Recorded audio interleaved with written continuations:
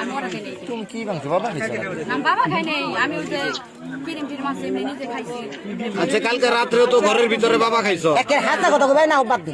হাসা কথা কাল কয়টার সময় ঢুকছিল তুই? একে সত্য কথা লিগা। আমার কাছে তো ভাই মোবাইল নাই কে তাহলে তোমরা কথা কইলে কেমন নাইলো কেমন তুই? আমরা কালকে মানিকগঞ্জ গেছিলাম। মানিগঞ্জ কোথায় গেছে হলে? না কালকে গেছিলাম ডাক্তার কাছে।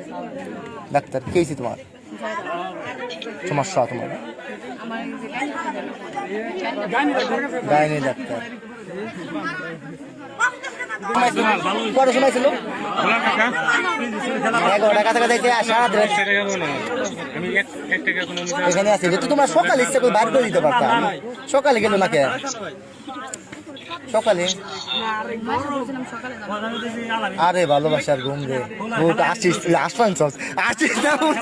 ভাই প্রবাসীর টাকাটা আসলে বাবুর টাকা সব কি আছে বোন স্বপ্ন সত্য কথা কইছে এইটাও বাবু গেলে দেখতেছে সবকিছু না দেহো আমার কাছে এমনি যে লাখ টাকা দিছে 50,000 টাকা দিছে এমনি কোনো টাকা দেয় নাকি দিছে আগে যদি দিছে আমার আব্বারা তো তাই না অনেক 4,000 টাকা দিয়ে দেওয়াইছে আমি একটা রাখি না সেই সময় আমি বাজার করছি সেই সময় আমার পোলা পেটে ঠিক সেই সময় আমার পোলা পেটে না মহিলা সৎ একে সৎ আমার পোলা পেটে শুনকে তারপরে আমি আদি করি নাকি আচ্ছা এই তুমি একটু আগে বললা তোমার আব্বুর কাছে টাকা দিছে কত লাখ টাকা দিছে তোমার আব্বু ওই এত লাখ টাকা দিছে কি এই যে এক মাসে 32,000 টাকা দিছে 15,000 টাকা গেছে তো এই টাকা এখন তুমি চলে গেলে এই টাকাটি বাবুর দিব কে 17,000 করে বাকি এমনি পোলা বানে কিছু ভাঙা হইছে আবার যে বাজার সাথে ভাই প্লান আছে বুঝো না কেন এতে তো একজন প্রবাসী তুমি এখন এর হাত ধরে চলে যাইবে এই টাকাটি তোমার আব্বু কি দিব এটা এখন আমার আব্বুর কাছে আছে কিনা আছে ওটা তো আর আমি জিজ্ঞেস করি না এখন যদি থাকে তাহলে দিব এখন আমার আব্বু তো পাইবে তোমার আব্বু কিসের টাকা পাইবো এটা যেতে শুনতেছিল না কত দিছিল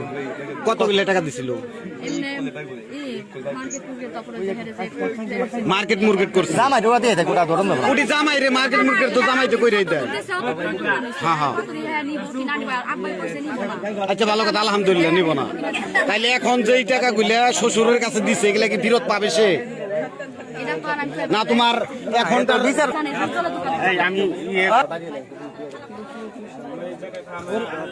দাদা দোকানটা ভাইবনি ব্রাদার ফোন করে ফোন